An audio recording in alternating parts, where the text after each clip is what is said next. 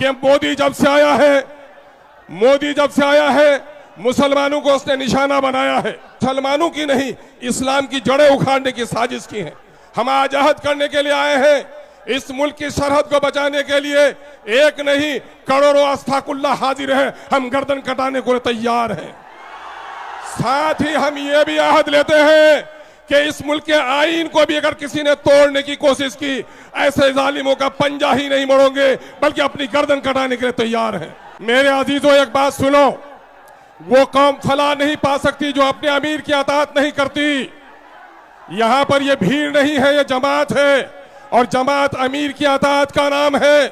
जिसने अमीर की अताअत नहीं की वो जमात की भीड़ का तो हिस्सा बन सकता है, जमात के फायदे से वो कभी फायदा नहीं उठा सकता, जमात की बरकतों से। इसलिए अमन-ओ-मान कायम रखिए। इस वक्त एक बड़ी मुसीबत आई है मुसलमानान हिंद पर। वक्त बचाओ, दस्तूर बचाओ इस अजीमुस्शान कॉन्फ्रेंस के सदर बावकार हजरत मौलाना अहमद वली फैसल रहमानी साहब दाइश पे तशरीफ फरमा, दिगर मुअज़्ज़ज़ उलमा किराम, मुख्तलिफ सियासी तंजीमों के मुअज़्ज़ज़ अरकान असम्बली व पार्लियामेंट, मीडिया के अच्छे साथियों, खानकाहों के मसाइक अज़ाम और इस जलसे बावकार में तशरीफ फरमा सभी हाजरीन, मैं इस वक्त गुफ्तगू करने नहीं आया बल्कि अपने अमीर शरीयत के हुक्म की तामील करने के लिए आया हूँ। और इस वक्त आप लोगों को मालूम है कि ये इमारत शरिया वो अजीम वरासत है कि आज से तकरीबन 105 साल कबल हमारे उलमा ने हमें एक अजीम वरासत सौंपी है, और वो वरासत है इमारत शरिया की। ऐसे मौके से हम इमारत के बानी हजरत मौलाना अबुल मोहसिन सज्जाद अलैहिर्रहमा को, हजरत मौलाना अबुल कलाम आज़ाद अलैहिर्रहमा को, हजरत मौलाना मोहम्मद अली मुंगेरी रहमतुल्लाह अलैह को, बदरुद्दीन कादरी साहब को, शाह हबीबुल्लाह साहब को खराज अकीदत पेश करना चाहते हैं। मेरे अजीजों, एक बात सुनो, वो कौम फलाह नहीं पा सकती जो अपने अमीर की अताअत नहीं करती। यहां पर ये भीड़ नहीं है, ये जमात है, और जमात अमीर की अताअत का नाम है। जिसने अमीर की अताअत नहीं की वो जमात की भीड़ का तो हिस्सा बन सकता है, जमात के फायदे से वो कभी फायदा नहीं उठा सकता, जमात की बरकतों से। इसलिए अमन-ओ-मान कायम रखिए। इस वक्त एक बड़ी मुसीबत आई है मुसलमानान हिंद पर कि मुसलमानों के जानो माल, इज्जत और आबरू पर हर तरफ डाके डाले जा रहे हैं।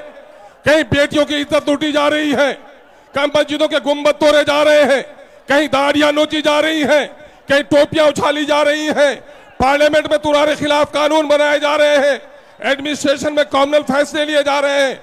ये मौका होश के नाखून लेने का है नौजवानों, जोश में सिर्फ आने का नहीं है। हाँ, यकीनन जोश भी जरूरी है, लेकिन होश के साथ हम जोश का मुजाहरा करेंगे। मुसीबत क्या है जान रहे हो? मुसीबत क्या है जान रहे हो? सुनो, मुसीबत यह है कि मोदी जब से आया है मुसलमानों को उसने निशाना बनाया है। कभी एनआरसी, जिंदाबाद, चुप करो, जिंदाबाद चुप करो, कब जिंदाबाद कब मुर्दाबाद, चुप करो। अहमक, कब जिंदा करना चाहिए कब नहीं समझता नहीं है। वक्फ का काला कानून से पहले याद करो, शरीयत इस्लामिया की रोशनी में तलाक के कानून पर डाका डालने के काम किया ना अहलों ने।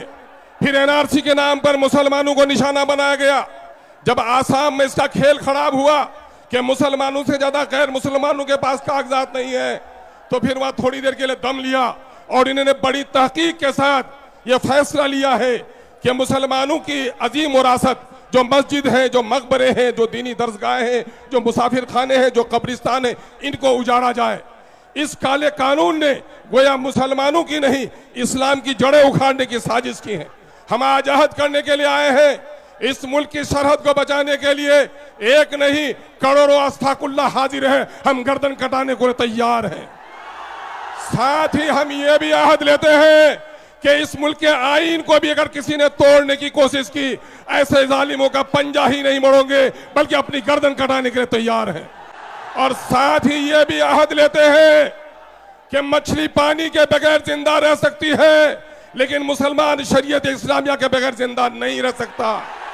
इसलिए हमारी मस्जिदों को, हमारी औकाफ की जायदाद पर अगर किसी ने डाका डालने की कोशिश की तो हम अपनी गर्दनों को कटा सकते हैं, लेकिन खुदा के घरों को उजड़ने नहीं देंगे। हम कसम खाने के लिए आए। नौजवानों में मुबारकबाद देता हूं तुम्हारी पेशानियों की रमक को देखकर, तुम्हारी आंखों की चमक को देखकर।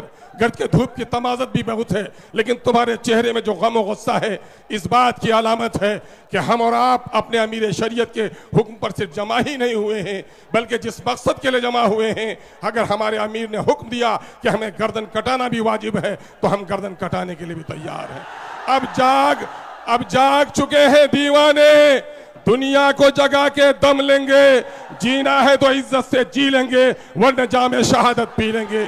ये माह मुबारक मुहर्रम का है। यही महीना है जो हजरत इमाम आली मुकाम नवासे रसूल हजरत इमाम हुसैन रजी अल्लाह ताला अन्हो ने बातिल के शमशीर पर अपनी गर्दन को देने के लिए तैयार हुआ, लेकिन बातिल के हाथ पर हाथ देने के लिए तैयार नहीं हुआ। हम भी याद करते हैं इनकलाब